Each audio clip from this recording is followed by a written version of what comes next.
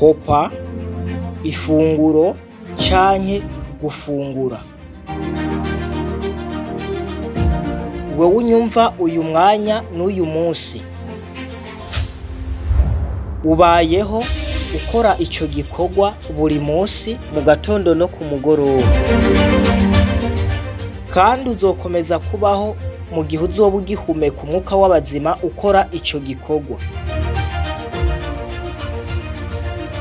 Impamvu zatumye dutegura kino kiganiro nuko hariho benshi kandi benshi cane barya banywa batazi ko kurya no kunywa bifise ingaruka zo muri ubu buzima zishobora kubashikira zivuye ku kurya neza canke kurya nabi. Bitewe nuko turi mu kinyejana coroshe ibitoroshe kigakomeza ibidakomeye, nawe ushobora kuba watangajwe n'impamvu tugiye kwigana kuri iyi ngingo nkaho umengo ni ntoya isanzwe imenyerewe muri ubu buzima bwa buri munsi. Kibaza ati ese niyihe mpamvu bagiye kutuganiriza kuri iyi ngingo yitwa gufungura? Kubw'ijambo twabwiwe haruguru ko gufungura, kunywa bishobora kugira ingaruka muri ubu buzima, yaba ubu canke mu minsi iri imbere. Niyo mpamvu tugiye kurabira hamwe ivyiza vyo kurya neza canke ibibi vyo gufungura nabi. Akarorero, iyo umuntu afungura neza agira amagara meza, mu muryango bakanezerwa, umuryango ukuzura ivyishimo, umuryango ukuzura umunezero, nta gahinda kahaba kavuye ku ngwara ziza uko zishakiye. Iyo umuntu afungura neza agira amavitamine arinda umubiri, bigatuma ingwara zitisukiranya muri urwo rugo rw'abasanzwe bafungura neza. Tugiye kurabira hamwe akaga ko kurya nabi. Hari akaga kari mu kurya nabi. Kuri uyu munsi twifuje kubegeraniriza ibintu bigera kuri 7 vy'akaga kava ku kurya nabi. Nawe niwumva izo ngorane usanzwe uzifise utandukane no kurya nabi, kugira ngo nawe uze ubeho mu buzima bwiza. Icambere, kwibagira.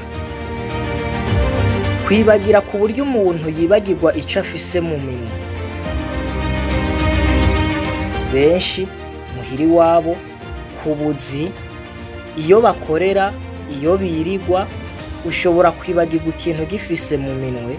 Nko ku banyeshure, akabaza ikaramu ati mumpe ikaramu yanje, akayishyuza uwo yari yayitije kare, kandi ikaramu yiwe iri mu biganza. Ushobora kuba iyo wiriwe ukabaza ngo telefone yanje yibwe, kandi telefone yawe iri mu mufuko, ukayirondera ukayibura. Ivyo tuzi neza tudakekeranya bishika mu buzima bwa benshi, kandi nawe uri kuranyumva bishobora kuba bigushikiye. Iyo ni ingaruka iva ku kurya nabi. Kabiri, guhuruduka.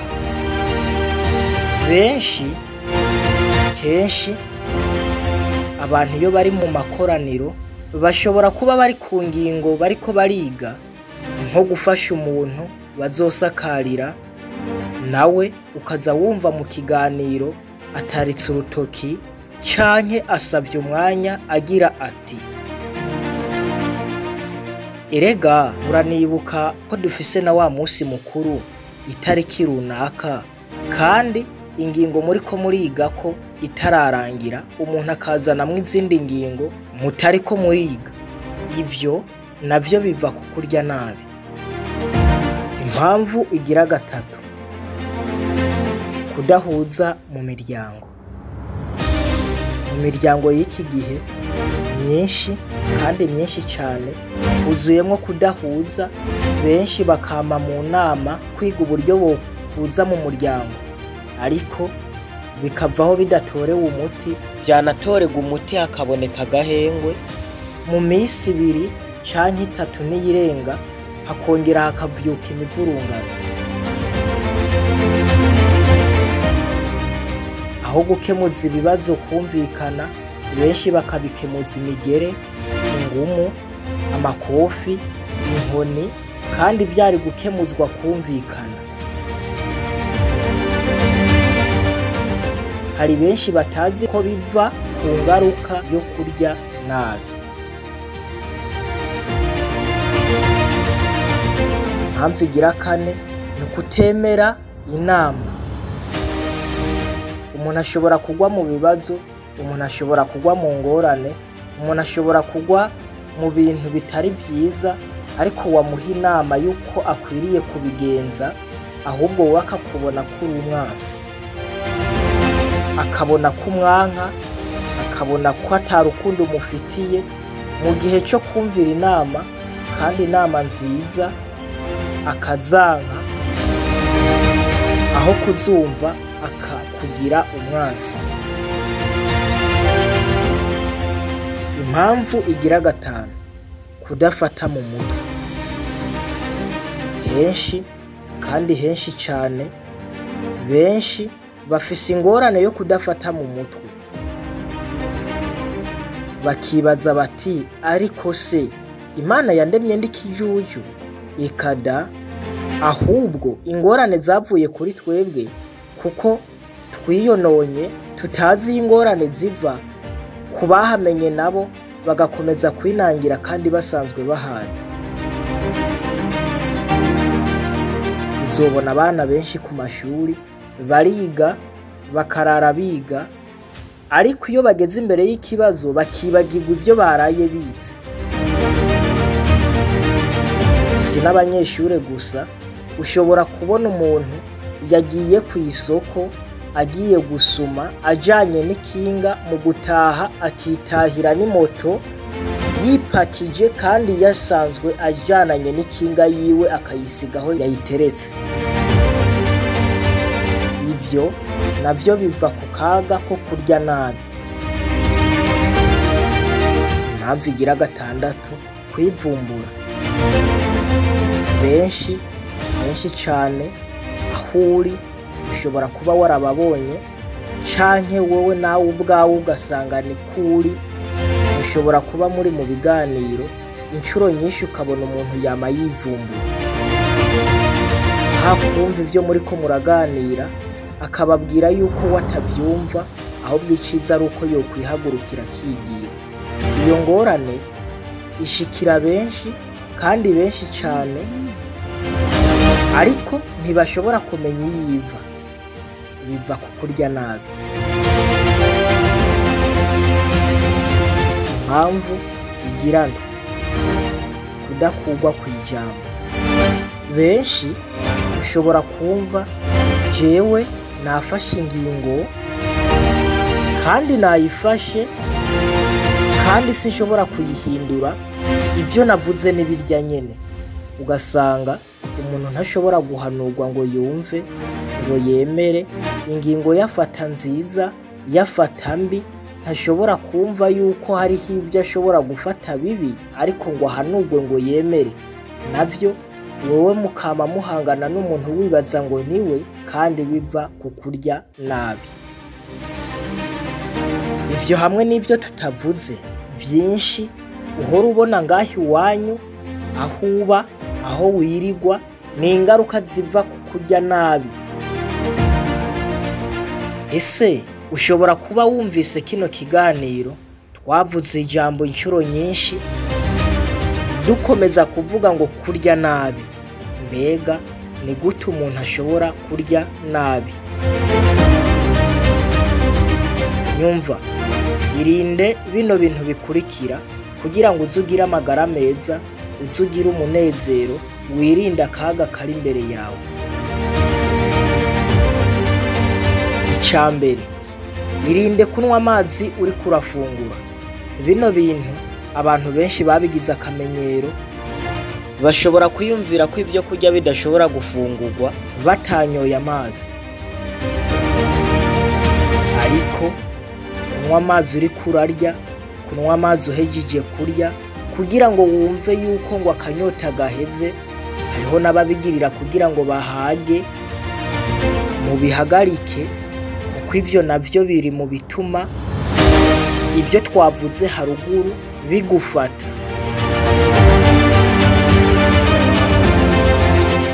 Irinde kurya vyinshi. Hari benshi kandi benshi cane iyo bageze imbere y'isahani barya bakarya bakongera bakarya, ariko ntibamenye ko ivyo bariye vyinshi bikananiza estoma, ku buryo benshi umenya ko banariye cane bagaragaza ibi bimenyetso bikurikira: gusura kenshi, amangati, guhangayika mu bwonko, umuntu agacoka mu bwonko akumva abuze amahoro.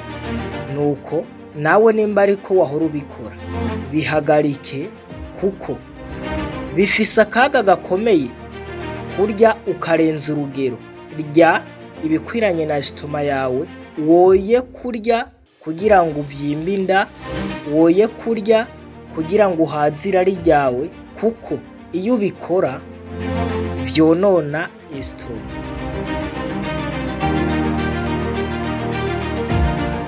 Irinde kurya ugaca uryama.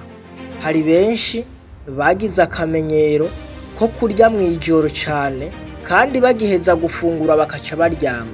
Ivyo binaniza ubwonko, mbere n'ibimenyetso ushobora kuraba ko vyananije umubiri wawe. Benshi bakunda kurazirana, benshi bakunda kuvyuka mu gatondo bumva bananiwe, mbere bamwe bakavuga yuko ngo baraye barakoreshwa n'abarozi barara barakinda ishwida.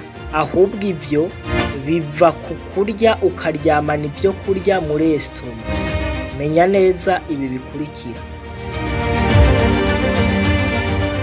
urya kare, hakiri kare, uryame haheze amasaha 2 canke 3, kandi wige kuryama kare saa 3 z'ijoro. Irinde kurya piripiri, gushira umunyu mubisi ku meza, gushira isukari ku vyo kurya. Hari henshi kandi henshi cane bamenyereye gushira ipiripiri ku vyo kurya, umunyu ku vyo kurya, n'isukari bakayishirako ku vyo kurya, ariko ivyo bifise akaga ku bwonko, bigatuma za ngaruka zo kutumvikana mu rugo, abantu benshi bama mu nduru, bama mu mishwano, mwaja mu nama bikabananira guhuza, vyavuye kuri izo ngorane. Irinde kuryana imishwano. Si vyiza, birabujijwe mu gihe cyo kurya. Ivyo bintu mubihagarike kuko vyonona ubwonko. Irinde kurya ibikonje, ibikanye. Si vyiza kurya ibikanye kuko kurya ibikanye vyonona umubiri, bigatuma umubiri urondera ubushuhe mu gihe cyo gusya bijya vyo kurya wafunguye, bikananiza umubiri, umubiri ukagira ingorane, umuntu akamana ingwara zidakira. Tandukana n'ivyo bintu: kurya mw'ijoro ugaca uryama, kunywa amazi uriko urarya, kurya vyinshi, utandukane navyo. Ivyo hamwe n'ivyo tutavuze ni impamvu zitera kutumvikana mu ngo, bigatuma hama induru. Abantu baribajije impamvu vyava ko bakaba barazibuze. Menya umenye neza kwiza arizo mpamvu. Muri aka kanya reka Imana idushoboze gutandukana no kurya nabi, twige kurya neza, twigirire amagara mazima, kumvikana mu ngo, amahoro mu ngo aza sasagara. Mwari kumwe na Niyonkuru Shadrack, ni bene so b'abagorozi.